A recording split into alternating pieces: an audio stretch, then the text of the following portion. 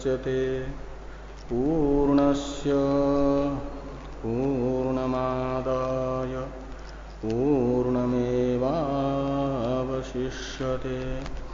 ओम शांति शांति शांति।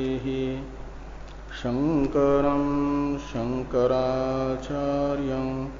केशवं बादरायणं सूत्रभाष्य कृतो वंदे भगवन्तौ पुनः पुनः।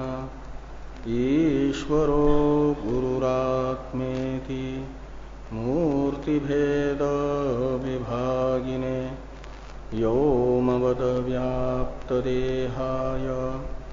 दक्षिणामूर्तये नमः। ओम शांति शांति शांति।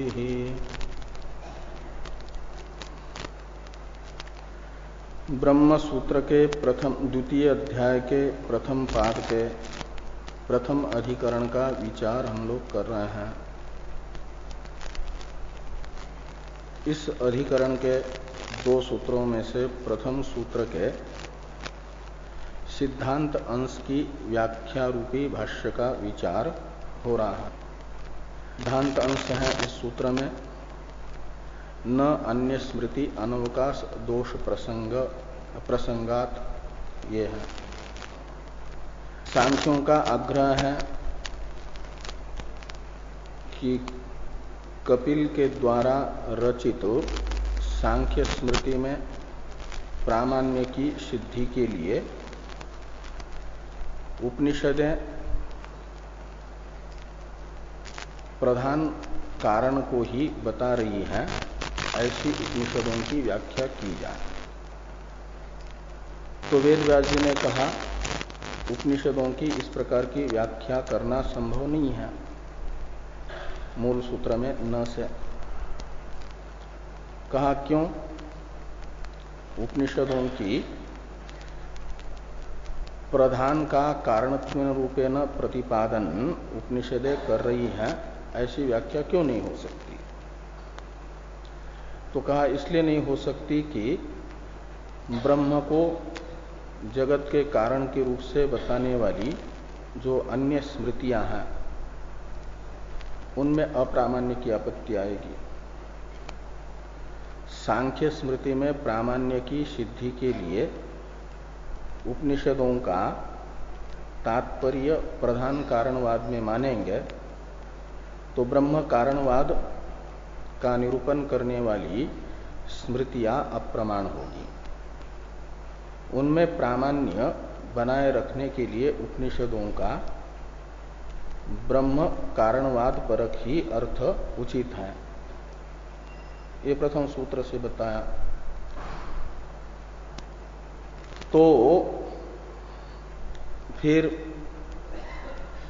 दोनों स्मृतियों का आपस में विरोध हो रहा। एक बता रही है प्रधान को जगत का कारण, तो दूसरी बता रही है ब्रह्म को जगत का कारण।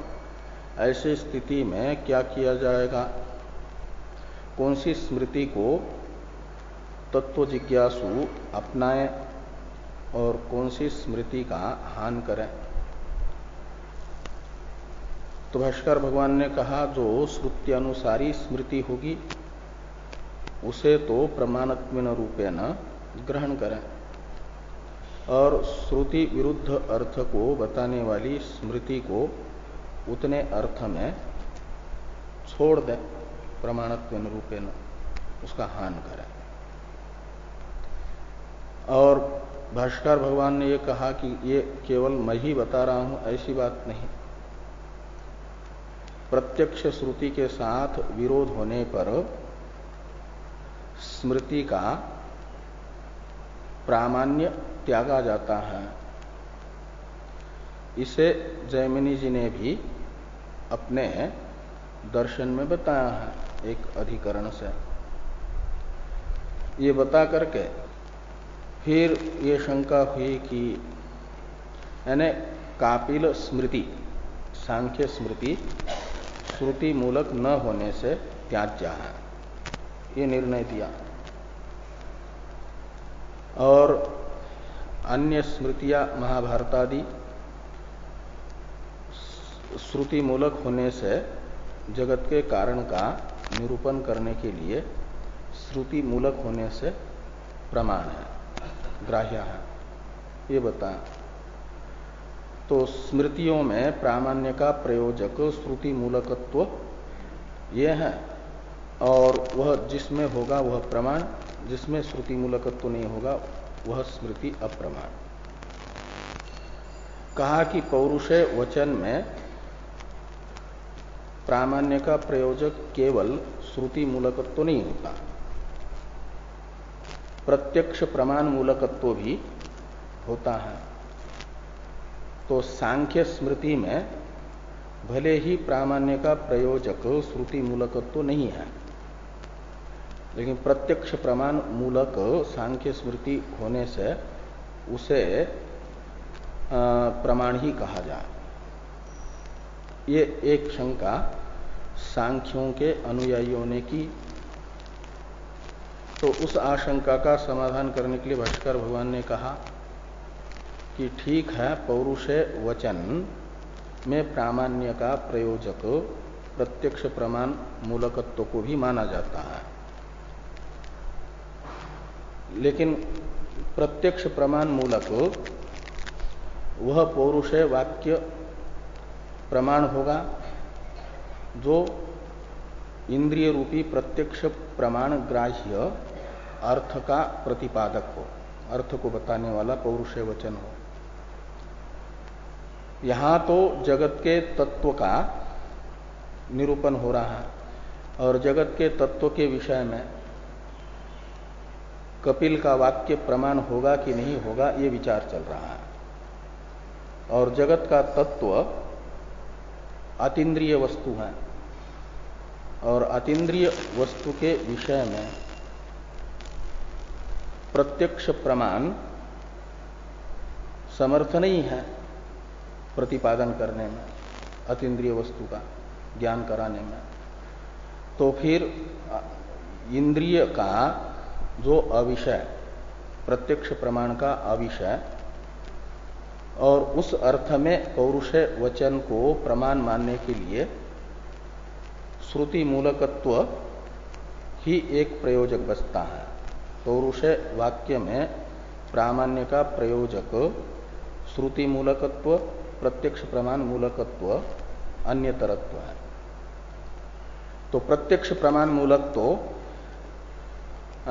ये प्रत्यक्ष प्रमाण के विषय को बताने वाला जो पौरुषे वाक्य होगा वो हो जाएगा, लेकिन जगत का तत्व प्रत्यक्ष प्रमाण का विषय नहीं है। इसलिए जगत तत्व की चर्चा करने वाले पौरुषे वाक्य को प्रमाण बनने के लिए उसमें प्रामाण्य का प्रयोजक प्रत्यक्ष प्रमाण मूलकत्व नहीं हो। जो प्रत्यक्ष प्रमाण के अविषय का प्रतिपादक पौरुषे वाक्य है उसमें प्रामाण्य का प्रयोजक प्रत्यक्ष प्रमाण मूलकत्व नहीं होगा। तो बचता है एक ही श्रुति मूलकत्व, और पहले बता ही दिया कि श्रुति मूलकत्व ये कपिल के वाक्य में नहीं है। प्रधान को जगत के कारण के रूप से बताने वाला जो कपिल का वाक्य सांख्य स्मृति, उसमें श्रुति मूलकत्व है नहीं, ये पहले बता। और जिसका वो प्रतिपादन कर रही है सांख्य स्मृति, वह वस्तु अतीन्द्रिय होने से वो अतीन्द्रिय वस्तु का प्रतिपादक सांख्य स्मृति को प्रत्यक्ष मूलक भी नहीं कहा जा सकता।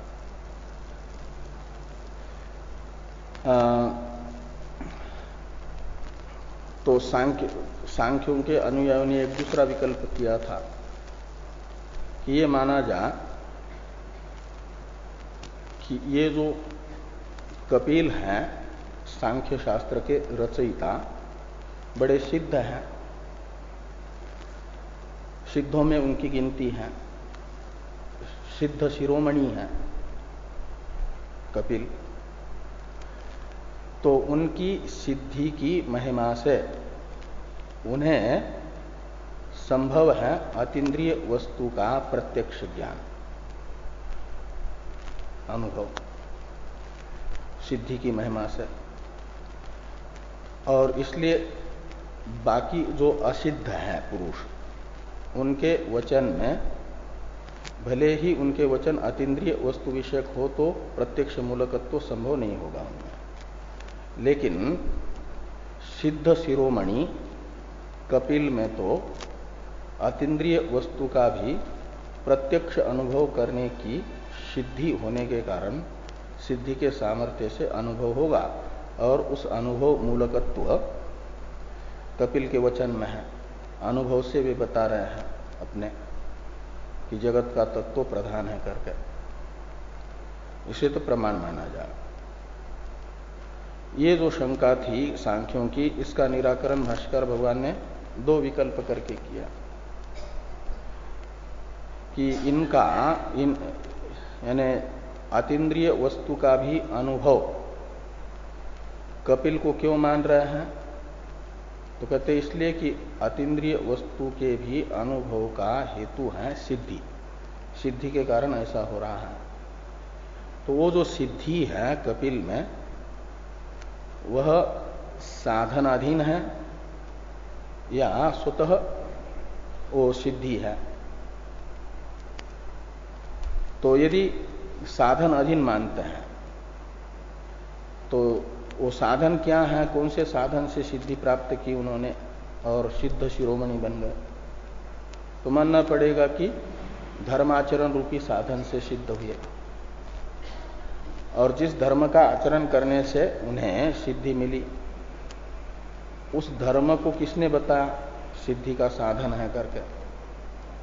तो धर्म में तो प्रमाण मानते हैं वेद को, तो मानना पड़ेगा कि वेदानुसार सिद्धि का साधन धर्म को जाना, उसे अपनाया और सिद्ध बन गए। और फिर प्रत्यक्ष कर लिया जगत के तत्व का प्रधान का, सिद्ध होने के बाद प्रत्यक्ष का प्रयोजक तो अतीन्द्रिय वस्तु प्रधान के जगत कारणत्वेन रूपेण अनुभव का प्रयोजक भी सिद्धि, वो वैदिक साधन से अपनाई थी, प्राप्त की थी। वैदिक साधन से प्राप्त हुई सिद्धि से अतीन्द्रिय वस्तु प्रधान का अनुभव करके फिर बता रहे हैं कि जगत का तत्व प्रधान है, तो ये नहीं बन पाएगा, क्योंकि मूल का ही विरोध हो रहा है। तो उपजीव्य विरोध के कारण कपिल की सिद्धि को वैदिक साधनाधीन मान करके सांख्य स्मृति के प्रामाण्य का स्थापन नहीं किया जा सकता। तो फिर किसी ने कहा कि उनकी सिद्धि साधन अधीन नहीं है, साधन अधीन मानने पर उपजीव्य विरोध होता है, वे स्वतः सिद्ध है, ऐसे यदि मानते हैं तो कहते हैं स्वतः सिद्ध तो माना नहीं जा सकता ईश्वर को छोड़ करके अन्य को। स्वतः सिद्ध तो एक है ईश्वर, बाकी सब की सिद्धि यदि कोई सिद्ध है तो साधन से होता है। इसलिए स्वतः सिद्धि ईश्वर भिन्न कपिल में प्रतिपादन करना संभव नहीं है। और अभ्युपगमवाद से कहा यदि मान भी लिया जाए आपके आग्रह को, तो ये जो स्वतः सिद्ध है कपिल, वे अकेले ही है अथवा अनेक है स्वतः सिद्ध। तो अनेक मानते हैं तो फिर मनु भी उसी कोटि में आ जाएंगे स्वतः सिद्ध में। तो मनवादी स्वतः सिद्ध हैं, कपिल भी स्वतः सिद्ध हैं, और दोनों जगत के तत्व के विषय में बोल रहे हैं। तो एक बता रहे हैं स्वतः सिद्ध कपिल जगत के तत्व को प्रधान के रूप में, जड़ के रूप में, और मनुरूपी जो दूसरे स्वतः सिद्ध हैं वे बता रहे हैं जगत के तत्व को चेतन के रूप में। तो दोनों का वचन, दोनों भी स्वतः सिद्ध हैं और दोनों सिद्धों के वचनों का आपस में विरोध हो रहा है। ऐसी स्थिति में किस सिद्ध का वचन प्रमाण माना जाए और किस सिद्ध का वचन अप्रमाण माना जाए, फिर ये संशय होगा। तो इसका उत्तर वही देना पड़ेगा जो पहले दिया था कि जो श्रुति अनुसारी वचन है वह प्रमाण है और जो श्रुति विरुद्ध है वह अप्रमाण है। तो ये तो वायुमानी भूतानि जानते, इस प्रत्यक्ष श्रुति अनुसारी वचन है मनवादि का, इसलिए वो प्रमाण होगा। और ये तो वा इत्यादि प्रत्यक्ष श्रुति विरुद्ध वचन है स्वतः सिद्ध होने पर भी कपिल का, इसलिए उसमें तो श्रुति विरोध होने से अप्रामाण्य ही मानना पड़ेगा, दूसरा कोई उपाय नहीं है। ये सब चर्चा भाष्कर भगवान ने सिद्ध व्यपाश्रय कल्पनायाम अपि बहुत्वात् सिद्धानां प्रदर्शितेन प्रकारेण स्मृति विप्रतिपत्तो सत्याम न श्रुति व्यपाश्रयात् अन्यत निर्णय कारणम अस्ति, इस वाक्य से की। इसका अर्थ टीकाकार दो वाक्यों में बता रहे हैं। सिद्धेति इस प्रतीक के बाद में टीका में सिद्धानाम वचनम आश्रित्य वेदार्थ कल्पनायाम अपि सिद्धोक्तीनाम मिथो विरोधे श्रुत्याश्रित मनवादी युक्ति भी रेव वेदार्थ निर्णयो युक्त इत्यर्थ। तो ये कहते हैं सिद्धानाम वचनम आश्रित्य वेदार्थ कल्पनायाम, जो मंद प्रज्ञ है परतंत्र प्रज्ञ है स्वतः वेद का अर्थ निर्धारण नहीं कर पा रहे हैं, तो उन्हें वेदार्थ निर्धारण में सहयोग लेना पड़ रहा है सिद्ध वचनों का।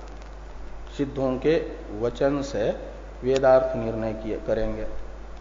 तो ये कहते हैं कि सिद्धानाम वचनम आश्रित्य वेदार्थ निर्णय कल्पनायाम, सिद्धों के वचन के आधार पर वेदार्थ की कल्पना मानने पर क्या होगा कि सिद्धोक्तीनाम मिथो विरोधे श्रुत्याश्रितम मनवादी उक्ति भी रेव वेदार्थ निर्णयो युक्त।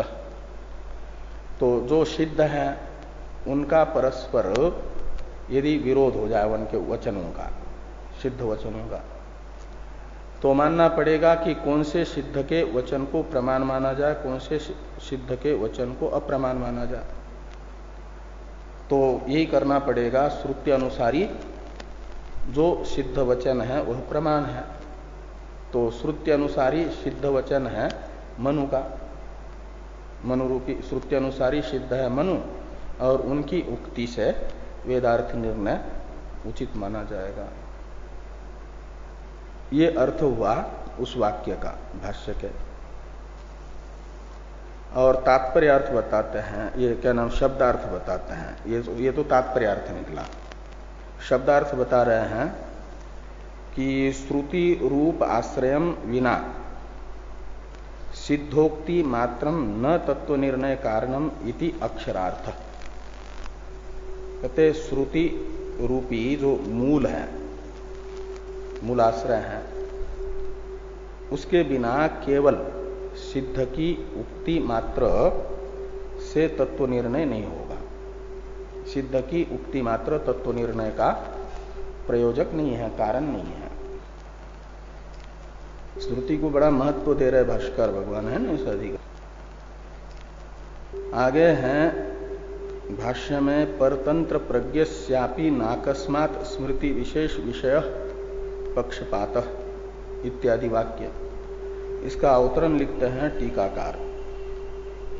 ननु मंदमतेहे सांख्य स्मृतौ श्रद्धा भवति तस्य मतिर् वेदांत मार्गे कथम आनेया इत्यत आह परतंत्र इत्यादिना।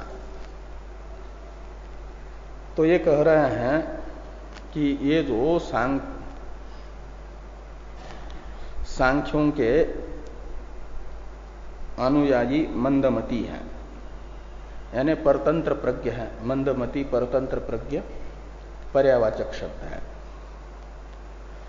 तो ये सांख्यों के अनुयायी जो मंदमती हैं उनकी सांख्य शास्त्र के रचयिता में बड़ी श्रद्धा है,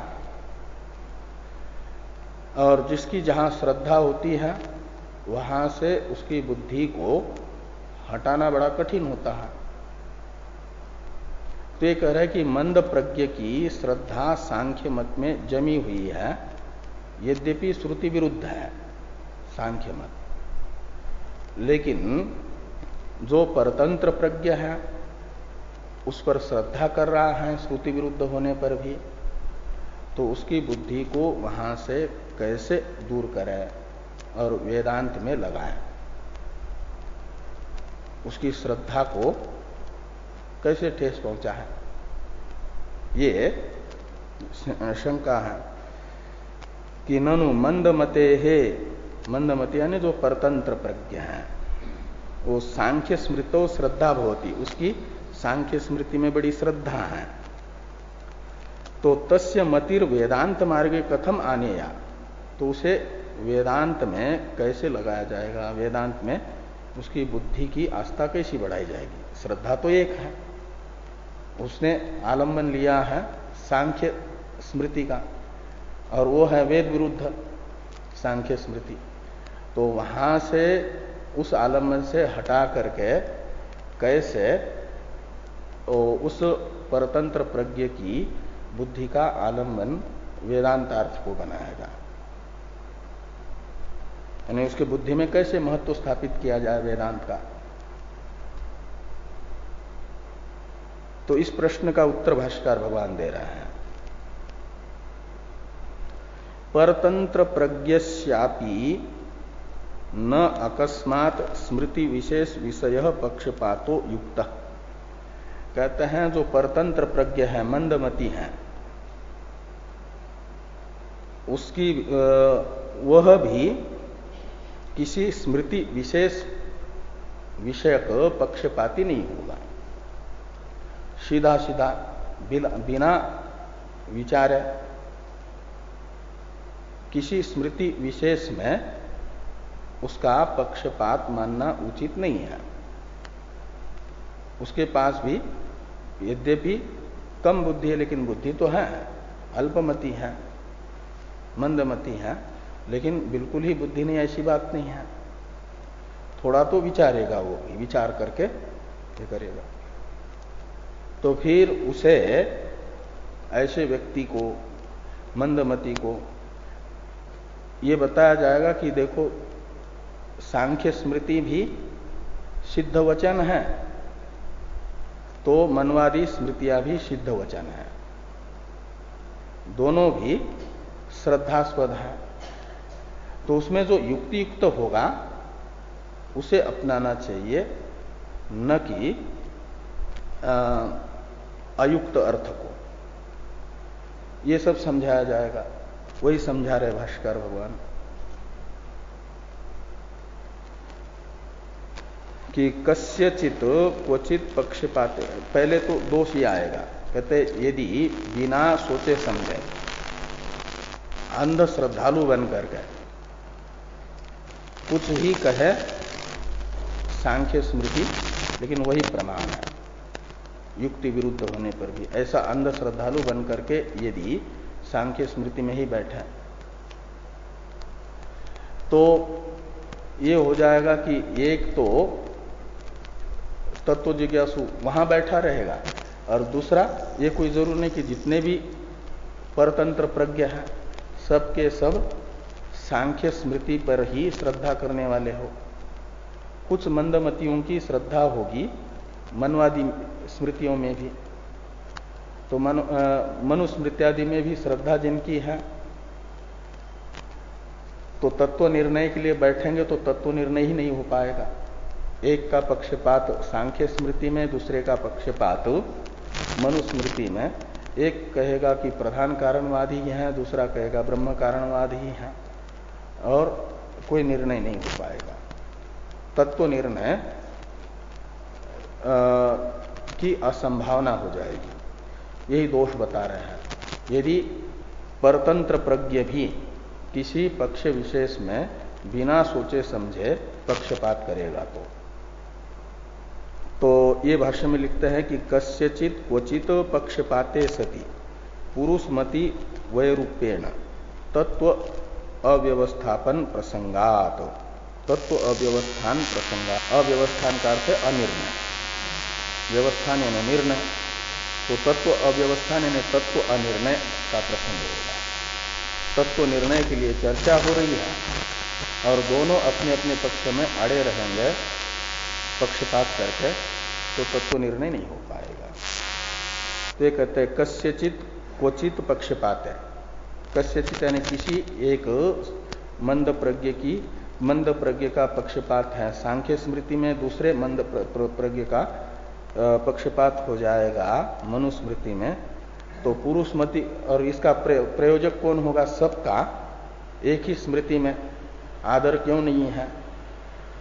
श्रद्धा किसी की अन्य स्मृति में, किसी की दूसरे स्मृति में, इसका प्रयोजक कहते हैं पुरुषमति वैरूप्यात। वैरूप्य का अर्थ है वैलक्षण्य। पुरुष की बुद्धि यानी मनुष्यों की बुद्धि एक जैसी नहीं, विलक्षण है, अलग अलग संस्कारों से संस्कारित है। तो पुरुषमति वैरूप्येण, ये तृतीयांत है हेतु किसका? पक्षपात का। और ऐसा होने से फिर क्या होगा? तत्व का निर्णय ही नहीं हो पाएगा। पड़ेगा कहते तस्मात् तस्यापि स्मृति विप्रतिपत्ति उपन्यासेन श्रुति अनुसार अनुसार विषय विवेचनेन च सन्मार्गे प्रज्ञा संग्रहणीया। तो ये कहते हैं, तो ये जो है कहते तस्मात् तस्यापि स्मृति विप्रतिपत्ति उपन्यासेन श्रुति अनुसार अनुसार विषय विवेचनेन च सन्मार्गे प्रज्ञा संग्रहणीया। ये प्रकार बताया, पद्धति बताई। पहले तो दोष बताया, यदि परतंत्र प्रज्ञ अपने अपने श्रद्धा के विषयभूत स्मृति का ही पक्षपात करेगा, आग्रही बनेगा, पूर्वाग्रही बनेगा, तो तत्व निर्णय नहीं हो पाएगा। इसलिए तत्व निर्णय के लिए क्या करना पड़ेगा? तस्मात् का अर्थ है तत्व निर्णय का, तत्व अनिर्णय का प्रसंग होने से तस्मात् का अर्थ है पूर्व में जो दोष बताया, उस दोष का प्रसंग न हो, इसके लिए क्या करना होगा कि तस्यापि यानी परतंत्र प्रज्ञस्यापि, जो परतंत्र प्रज्ञ है उसको भी ये कहना पड़ेगा क्या कि स्मृति विप्रतिपत्ति उपन्यासेन, स्मृति का परस्पर विप्रतिपत्ति यानी विरोध का कथन करके, बता करके कि देखो सांख्य स्मृति भी है तो मनवादी स्मृतियां भी हैं। यदि सांख्य स्मृति में प्रामाण्य की स्थापना के लिए ब्रह्म कारणवाद को छोड़ते हैं तो मनुस्मृति भी तो स्मृति है, उसमें भी अप्रामाण्य की आपत्ति आती है। ऐसा स्मृतियों का परस्पर विरोध कथन द्वारा, तो स्मृति विप्रतिपत्ति उपन्यासेन, तो फिर ऐसे स्थिति में क्या किया जाए? उसके बुद्धि में भी तो आएगा, बुद्धि थोड़ी क्यों है, बिल्कुल ही नहीं है ऐसी बात नहीं है, थोड़ी बुद्धि तो ही है। तो वो जो स्मृतियों का परस्पर विरोध उसके सामने उपस्थित होगा तो बुद्धि में एक प्रश्न आएगा उसका कि ऐसी स्थिति में कौन सी स्मृति को प्रमाण माना जाए? तो कहते हैं श्रुति अनुसार, तो उसके सामने विवेचन कर लो कि देखो ये दो स्मृतियां हैं, इनमें से यह स्मृति तो श्रुति के अनुसार अर्थ का प्रतिपादन कर रही है, और ये जो श्रुति है सांख्य स्मृति है वह श्रुति विरुद्ध है, श्रुतियों के साथ इस प्रकार प्रत्यक्ष श्रुति के साथ उसका विरोध हो रहा है। ऐसा विवेचन करके जरूर बैठेगा उसके बुद्धि में, और यही एक विवेचन ही प्रकार है। सांख्य स्मृति जो वेद विरुद्ध है वहां से उसकी बुद्धि को निकाल करके वेदांत मार्ग में लगाने का, ये भाष्कर भगवान ने बताया कि तस्मात् तस्यापि स्मृति विप्रतिपत्ति उपन्यासेन श्रुति अनुसार अननुसार विषय विवेचनेन, दोनों स्मृतियों का विषय दिखा करके उसका विवेचन कर ले कि ये श्रुति ऐसा बता रही है और स्मृति भी ऐसा बता रही है, लेकिन इन दो स्मृतियों से यह स्मृति श्रुति के अनुसार बता रही है, दूसरी स्मृति श्रुति विरुद्ध बात बता रही है। ये सब ऐसा विवेचन करके कहते सन्मार्गे प्रज्ञा संग्रहणीया, तस्यापि का अन्वय प्रज्ञा के साथ करिए, तस्यापि सन्मार्गे प्रज्ञा संग्रहणीया। तस्मात् के पास में तस्यापि शब्द है ना, तो वो जो मंद प्रज्ञ है, मंद बुद्धमती है, परतंत्र प्रज्ञ है, उसकी प्रज्ञा को भी सन्मार्ग में यानी वेदांत मार्ग में, सन्मार्ग है वेदांत मार्ग, और उसमें संग्रहणीया प्रविष्ट करनी चाहिए। अब या तो श्रुति ही कपिलस्य इत्यादि वाक्य का अवतरण है टीका में। कहते हैं ननु श्रुत्या कपिलस्य सर्वज्ञत्वोक्तेः तन्मते श्रद्धा दुर्वारा इत्यत आह यातु इति। कहते हैं जब तक सांख्य स्मृति में से परतंत्र प्रज्ञ की श्रद्धा नहीं टूटेगी तब तक वेदांत मार्ग में उसके बुद्धि को लगाना कठिन है, संभव नहीं है। और सांख्य स्मृति के रचयिता जो कपिल हैं वे सर्वज्ञ हैं, तो ये कह रहे हैं कि श्रुत्या कपिलस्य सर्वज्ञत्वोक्तेः, श्रुति स्वयं कपिल में सर्वज्ञत्व का प्रतिपादन कर रही है। जो पूर्व पक्ष ने श्रुति बताई थी ना,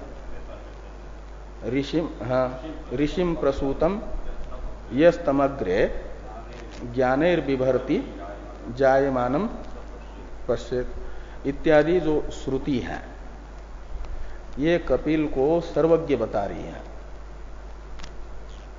तो श्रुति स्वयं जिसके सर्वज्ञत्व का प्रतिपादन कर रही है उसका मत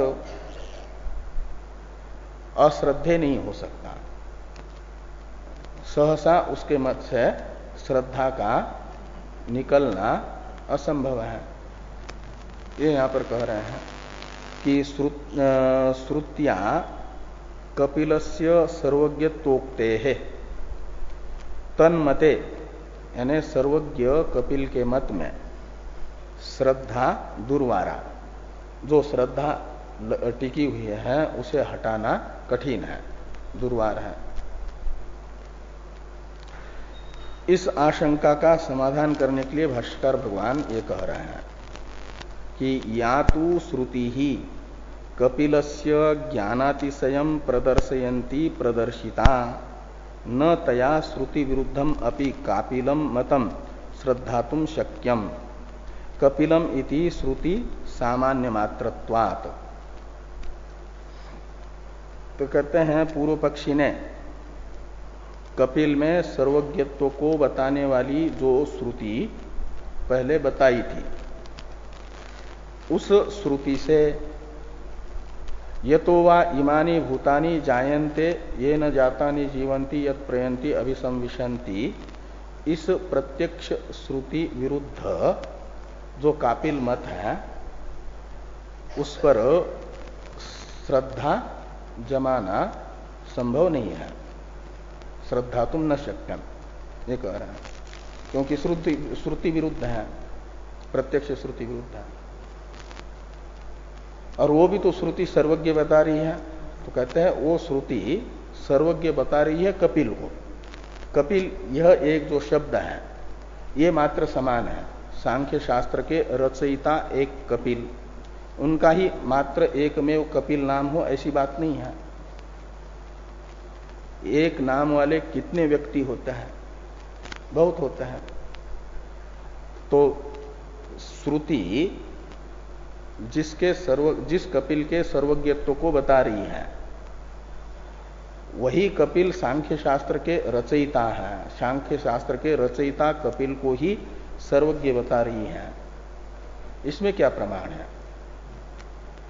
वहां तो खाली कपिल शब्द का प्रयोग है, और वही कपिल श्रुति ने जिसे सर्वज्ञ बताया, सांख्य प्रधान कारणवाद का प्रतिपादन करने वाली सांख्य स्मृति के रचयिता है, ये नहीं कहा जा सकता। केवल एक कपिल शब्द की समानता को देख करके सांख्य शास्त्र के रचयिता कपिल ही श्रुति में सर्वज्ञत्वेन रूपेण प्रतिपादित है, ये नहीं कहा जा सकता। ये भाष्य में भाष्कर भगवान ने कहा कि या तो श्रुति ही कपिलस्य ज्ञानातिशयम प्रदर्शयन्ति प्रदर्शिता, कपिल के ज्ञानातिशय को यानी सर्वज्ञत्व को प्रदर्शित करने वाली श्रुति जो पूर्व पक्षी ने बताई थी, प्रदर्शिता का अर्थ पद बताई थी, न तया श्रुति विरुद्धम अपि कापिलम मतम श्रद्धातुम शक्यम, न को शक्यम के साथ जोड़ दीजिए। श्रुति विरुद्ध यानी ये तो वा इत्यादि श्रुति विरुद्ध जो कपिल का मत है, उसको उस पर श्रद्धा करना संभव नहीं है। क्यों? तो कहते हैं कपिलम इति श्रुति सामान्य मात्रत्वात्। वहां तो कपिलम इति श्रुति यानी शब्द, कपिल ये शब्द मात्र समान है।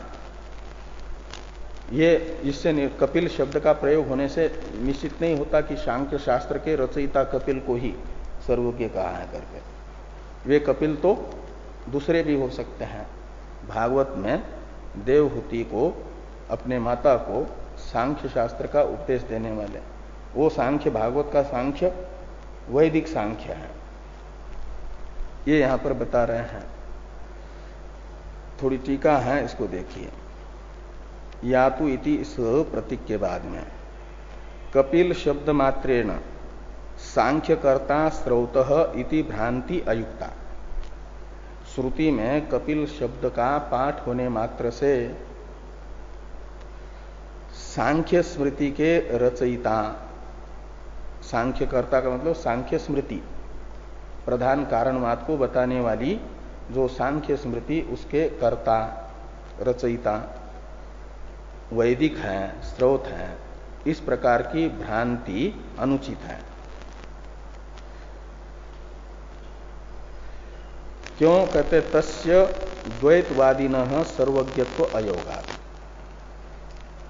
आत्मभेद मानने वाले, पुरुष के तरह ही प्रकृति की सत्ता मानने वाले जो सांख्य शास्त्र के रचयिता कपिल हैं, सांख्य स्मृति के रचयिता कपिल, उनमें सर्वज्ञत्व संभव नहीं है।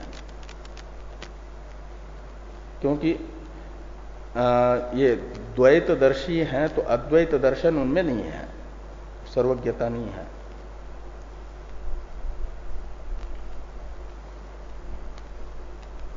तो द्वैतवादिनः तस्य यानी सांख्य कर्तुः, तस्य शब्दकार सांख्य स्मृति के रचयिता तो द्वैतवादी कपिल हैं, पुरुष भेद मानते हैं, पुरुष के तरह ही प्रकृति की सत्ता मानते हैं, वे सर्वज्ञ नहीं हो सकते। और श्रुति में जो कपिल बताए हैं, जिनको सर्वज्ञ श्रुति बता रही है, वे कपिल तो अद्वैतवादी कपिल है। तो कह रहे आगे कि अत्र च सर्वज्ञान संभृतत्वेन श्रुतः कपिलो वासुदेवांश एव। अत्र यानी उस श्रुति में ऋषिम प्रसूतम, जो श्रुति है वो पूर्व, हाँ, उस श्रुति को अत्र शब्द से लीजिए। उस श्रुति वचन में जो सर्वज्ञान संभृतत्वेन श्रुत कपिल व्यक्ति है, कपिल नाम के व्यक्ति हैं, वे तो वासुदेवांश है, यानी भागवत में भगवान विष्णु के अवतार के रूप में जिनको बताया गया है, वे श्रुति में ऋषिम प्रसूतम इत्यादि में कपिल शब्द से ग्राह्य है। कपिल नाम के ऋषि के रूप में ग्राह्य श्रुतिस्थ कपिल शब्द से ग्राह्य व्यक्ति है, भागवत में विष्णु के अवतार के रूप में वर्णित कपिल। वे कपिल सांख्य स्मृति के रचयिता नहीं, भेदवादी सांख्य स्मृति के। तो ये कह रहे हैं कि अत्र च सर्वज्ञान संभृतत्वेन श्रुतः कपिलः। श्रुति वाक्य में सर्वज्ञान संभृतत्वेन यानी सर्वज्ञत्वेन रूपेण श्रुत जो कपिल है वे वासुदेवांश है। कैसे? तो कहते हैं इस प्रकार की सही सर्वात्मत्व ज्ञानम वैदिकम सांख्यम उपदिशति इति सर्वज्ञ इति भाव। वे अपनी माता को वैदिक आत्म तत्व का, सर्वात्म तत्व का, यानी सभी की आत्मा एक है, प्रत्येगात्मा, इस रूप में सभी कार्यक्रम संघातों में अंतर्यामी एक है, प्रत्येगात्मा एक है, ऐसा उपदेश करते हैं। सर्वात्म भाव का उपदेश करते हैं। सर्वात्म भाव ये वैदिक है, वेद प्रतिपादित है, एक आत्मवाद, उसका प्रतिपादन कर रहे हैं, इसलिए सर्वज्ञ है। क्योंकि वैदिक आत्मज्ञान से ही सर्वज्ञता हो सकती है। एक ज्ञान से कहा, छांदोग्य में भी, बृहदारण्यक में भी कहा। बृहदारण्यक में आत्मनि वा आत्मनि मैत्रेयी आत्मनि वा अरे विदिते सर्वम इदम विदितम भवति। आत्मा को जानने पर सब जाना जाता है, यानी सर्वज्ञता आ जाती है। यस्तम वेद सवेद इत्यादि गीता भी यही कह रही है। तो वैदिक आत्मज्ञान से ही सर्वज्ञता आती है। जिसे वैदिक आत्मज्ञान है, वेद प्रतिपादित आत्मा के वास्तविक स्वरूप का ज्ञान है, वही सर्वज्ञ है। और जो सांख्य स्मृति के रचयिता हैं, वे तो वैदिक आत्म तत्वों को नहीं बता रहे हैं। इनके यहाँ तो अनेक आत्मा है, वेद में एक आत्मा है, अनेक आत्मा नहीं है। स आत्मा तत्वमसि श्वेत के तो जो जिससे यह जगत उत्पन्न हुआ, जिसमें स्थित है, जिसमें लीन होता है, वही जगत का मूल तत्व है, वो सत्य है, वही सबकी आत्मा है। इसलिए श्वेत केतु की भी आत्मा है, सर्वात्मा है। ये यहां पर बताया गया। इसी वैदिक कपिल को भाष्कर भगवान आगे बता रहे हैं कि अन्यस्य च, भाष्य में देखिए, अन्यस्य च कपिलस्य सगर पुत्राणाम प्रतप्तुर वासुदेव नामनः स्मरणात्। सगर पुत्र के शाप से प्रदाहक, प्रतप्तु यानी जलाने वाले, सगर पुत्रों को जलाने वाले जो भागवत में कपिल बताए गए हैं, वे अन्य हैं। अन्यस्य यानी सांख्य स्मृति रचयिता कपिल से अन्य ये हैं सगर पुत्र के दहनकर्ता वासुदेव नामक ये आपके कपिल। इसमें प्रतप्तु शब्द आया ना भाष्य में, इसका अर्थ कर दिया टीका में टीकाकार ने कि प्रतप्तु यानी प्रदाहकस्य, यानी जलाने वाले। अब भाष्यस्थ अन्यार्थ दर्शनस्य इत्यादि वाक्य की अवतरण टीका है। ये कह रहे हैं किंच यह कपिलम ज्ञानैर्बिभर्ति तम ईश्वरम पश्येत इति विधीयते। कहते वो जो पूर्व पक्षी जिस श्रुति को कपिल के सर्वज्ञत्व का प्रतिपादक मानना चाह रहे हैं, उस श्रुति का प्रतिपाद्य विषय तो कुछ और है। वहां तो मुख्य रूप से प्रतिपाद्य है कि कपिल को ज्ञान देने वाले को ईश्वर समझो, परमात्मा मानो, तम ईश्वरम ऐसा आया है, उसे ईश्वर मानो। तो वहां का उस श्रुति का मुख्य प्रतिपाद्य विषय है। इसे यहां पर बता रहे हैं कि यह कपिलम ज्ञानैर्बिभर्ति तम ईश्वरम पश्येत। जो कपिल को ज्ञान प्रदान करता है, ज्ञान से भर देता है, उसे ईश्वर समझो, ईश्वर जानो। यह वहां का प्रतिपाद्य विषय है। कपिल को ज्ञान से भरने वाले को परमेश्वर मान लो, जानो। तो ईश्वरत्व का, कपिल को ज्ञानदाता जो है उसमें ईश्वरत्व विधेय है, प्रतिपाद्य है। और इसी के लिए कपिल में सर्वज्ञत्व का यहां प्रतिपादन है। कपिल के उपदेष्टा में, कपिल को ज्ञान देने वाले में ईश्वरत्व का ख्यापन करने के लिए कपिल के सर्वज्ञत्व को बताया जा रहा है श्रुति में। इसलिए कपिल के सर्वज्ञत्व का प्रतिपादन करने वाली जो श्रुति है उसे तो माना जाएगा अनुवाद। वो और कपिल को ज्ञान देने वाले में ईश्वरत्व है अपूर्व अर्थ, मुख्य अर्थ, उस अर्थ वाक्य का प्रतिपाद्य विषय। ये यहां पर कह रहे हैं कि यह कपिलम ज्ञानैर्बिभर्ति तम ईश्वरम पश्येत इति विधीयते, यानी प्रतिपाद्यते, विधीयते का। जो कपिल को ज्ञान से भर देते हैं, यानी ज्ञान का उपदेश करते हैं, ज्ञान देते हैं, उन्हें आप ईश्वर जानो। यह उस वाक्य के द्वारा मुख्य प्रतिपाद्यत्व रूपेण प्रतिपादन किया जा रहा है। मुख्य प्रतिपाद्य उसका वो है।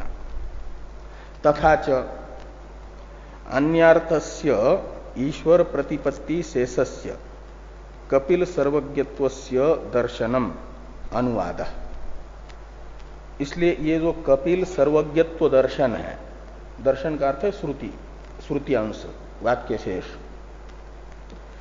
ये जो कपिल सर्वज्ञत्व दर्शन, यानी कपिल में सर्वज्ञत्व बताने वाला वाक्य शेष, वह अन्यार्थ है। अन्यार्थ में अन्य शब्द का अर्थ है कपिल के उपदेष्टा में, ज्ञानदाता में ईश्वरत्व ख्यापन, ये अन्य शब्द का अर्थ है। और अन्यार्थ शब्द का अर्थ शब्द का अर्थ है वहां पर शेष, परार्थ, अन्यार्थ यानी। तो कपिल के ज्ञानदाता में ईश्वरत्व रूप, ईश्वरत्व प्रतिपादन रूप जो अन्य अर्थ, अन्य है, उसका शेष है, अन्य अर्थ है का मतलब कौन? कपिल के सर्वज्ञत्व को बताने वाला वाक्य शेष, वह अन्यार्थ है। और इसी अन्यार्थ शब्द का अर्थ कर दिया आगे कि ईश्वर प्रतिपत्ति शेषस्य। अन्यार्थस्य, इसी की व्याख्या है टीका में, ईश्वर प्रतिपत्ति शेषस्य। ईश्वर प्रतिपत्ति यानी ईश्वर ज्ञान, कपिल के उपदेष्टा में ईश्वरत्व का ज्ञान, ये है अन्यार्थ, अन्य। और उसका तदर्थ है, यानी उसका शेष है, अंग है, कौन? कपिल सर्वज्ञत्व दर्शन, यानी कपिल में सर्वज्ञत्व को बताने वाला वाक्य शेष। हाँ हाँ हाँ। और पूरा का पूरा श्रुति का यदि वाक्य ले ले तो पूर्व पक्ष का आधार ही नहीं बनेगा। हाँ, वो पूर्व पक्ष सिद्ध नहीं कर पाएगा। तो इसलिए कह रहे हैं कि कपिल सर्वज्ञत्व से दर्शनम अनुवाद, वह अनुवाद है। और अनुवाद स्वार्थ में प्रमाण तभी होता है। तो अनुवादात्मक जो वाक्य है, उस अनुवादात्मक वाक्य के अर्थ को सिद्ध करने वाला कोई प्रमाण हो, दूसरा प्रमाण से प्राप्त अर्थ को बताने वाला जो अनुवादात्मक वाक्य, वह स्वार्थ में प्रमाण होता है, स्वार्थ विषयक प्रमा का उत्पादक होता है, अन्यथा अप्रमाण माना जाता है। तो ये कहते हैं कि अनुवाद तस्य मानांतरेण प्राप्ति शून्यस्य स्वार्थ साधकत्व अयोगात्। तो तस्य यानी अनुवादस्य, वो अनुवाद कौन है? कपिल में सर्वज्ञत्व बताने वाला वाक्य श्रुति का। और उस अनुवाद में कहते स्वार्थ साधकत्व अयोगात्। कपिल के सर्वज्ञत्व को बताने वाले वाक्य का स्वार्थ है कपिल का सर्वज्ञत्व, और उसका साधक यानी ज्ञापकत्व इसमें नहीं है, साधकत्व नहीं है। कपिल की सर्वज्ञत्व विषयक प्रमा का उत्पादक ये वाक्य नहीं बन सकता। क्यों? अनुवाद होने से। और अनुवाद स्वार्थ को सिद्ध करने में तभी समर्थ होता है जब अनुवाद रूपी वाक्य के अर्थ का प्रतिपादक कोई प्रमाणांतर हो। लेकिन यहां पर तो प्रमाणांतरेण प्राप्ति शून्य से ये लिखा है कि प्रमाणांतर, मानांतरेण लिखा, मानांतर यानी प्रमाणांतर। तो प्रमाणांतर से प्राप्ति शून्य है का मतलब इस कपिल के सर्वज्ञत्व को बताने वाला कोई प्रमाणांतर नहीं है। तो कपिल का सर्वज्ञत्व प्रमाणांतर से अप्राप्त है, प्राप्ति शून्य है, अनिर्धारित है। और जिससे सर्वज्ञत्व को सिद्ध करना चाह रहे हैं वह श्रुति वाक्य है अनुवाद, और वो तो स्वार्थ को सिद्ध करने में अनुवाद होने के कारण समर्थ नहीं है। इसलिए कहते हैं न अनुवाद मात्रात सर्वज्ञत्व प्रसिद्धि। इसलिए अनुवाद मात्र से कपिल के सर्वज्ञत्व की सिद्धि भी नहीं होगी। उसके लिए तो किसी प्रमाणांतर से सर्वज्ञत्व हो तो प्रमाण बनेगा। और प्रमाणांतर है कि वैदिक आत्मा को यदि जानता है तो सर्वज्ञ हो जाता है। इसमें बृहदारण्यक का मैत्री ब्राह्मण प्रमाण है, आत्मनि विदिते सर्वम विदितम भवति। और वो जो एक ज्ञान से सर्वज्ञान की प्रतिज्ञा, वो एक है वैदिक आत्मा। तो वैदिक आत्मज्ञानी ही सर्वज्ञ हो सकता है। तो इसलिए जो वैदिक आत्मा के उपदेष्टा हैं उनके सर्वज्ञत्व का प्रतिपादक तो मानांतर है, वो है बृहदारण्यक श्रुति आदि। और ये जो अनेक आत्मा अवैदिक आत्मा है और उस आत्मभेद के प्रतिपादक कपिल जो कपिल है सांख्य स्मृति के रचयिता, वे वैदिक आत्मा को नहीं जानते हैं, इसलिए आत्मभेद का प्रतिपादन कर रहे हैं। उनमें सर्वज्ञत्व का प्रतिपादक वो प्रमाण बन नहीं पाएगा बृहदारण्यक श्रुति। तो इस प्रकार ये जो आत्मभेद का प्रतिपादन करने वाले कपिल हैं उनकी सर्वज्ञता, उस कपिल को भी मान लिया जाए पूर्व पक्षी ने बताई हुई श्रुति में वही कपिल लिया है करके, लेकिन वो तो अनुवाद है, वो स्वार्थ में यानी कपिल के सर्वज्ञत्व में प्रमाण नहीं होगा जब तक प्रमाणांतर से सिद्ध नहीं होगा सर्वज्ञत्व। और प्रमाणांतर तो वैदिक आत्मा को जानने से सर्वज्ञ होता है, इसके लिए तो प्रमाण है। लेकिन सांख्य स्मृति के द्वारा प्रतिपादित आत्मज्ञान से सर्वज्ञता का कोई प्रमाण नहीं है।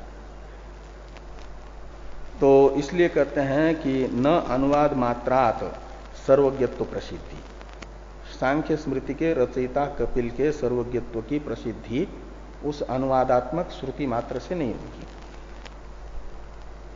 इस अभिप्राय से भाष्कर भगवान ये लिख रहे वाक्य कि अन्यार्थ दर्शनस्य च प्राप्ति रहितस्य असाधकत्वात्। अन्यार्थ दर्शन शब्द से लेना वह श्रुति जो कपिल के सर्वज्ञत्व को बताने वाली श्रुति पूर्व पक्षी ने बताई थी, वह श्रुति है अन्यार्थ दर्शन का मतलब अन्यार्थ अन्य है ईश्वर प्रतिपत्ति और अन्यार्थ हुआ ईश्वर प्रतिपत्ति शेष रूप जो वाक्य शेष है कपिल के सर्वज्ञत्व को बताने वाला, वह अनुवाद रूप होने से न कपिल के सर्वज्ञत्व का प्रतिपादक नहीं बनेगा। न प्राप्ति रहितस्य असाधकत्व, हाँ न नहीं वो च है, हाँ अन्यार्थ दर्शनस्य च प्राप्ति रहितस्य असाधकत्वात्, ठीक है। असाधकत्व ने स्वार्थ असाधकत्वात्, स्वार्थ में वो प्रमाण नहीं होगा। और इस प्रकार यहां तक के ग्रंथ से सांख्य स्मृति रचयिता कपिल में अवैदिकत्व बताया। वो श्रुति में आया हुआ कपिल शब्द उनका परामर्शक नहीं है, और ये न के न प्रकार ने मान भी लिया जाए तो उतने मात्र में वो श्रुति जो है सर्वज्ञत्व बताने वाली स्वार्थ में प्रमाण नहीं है अनुवाद होने से। ये सब चर्चा हुई। मन्वादि के विषय महत्व को बताने वाली भी श्रुति है, उसको आगे बता रहे हैं।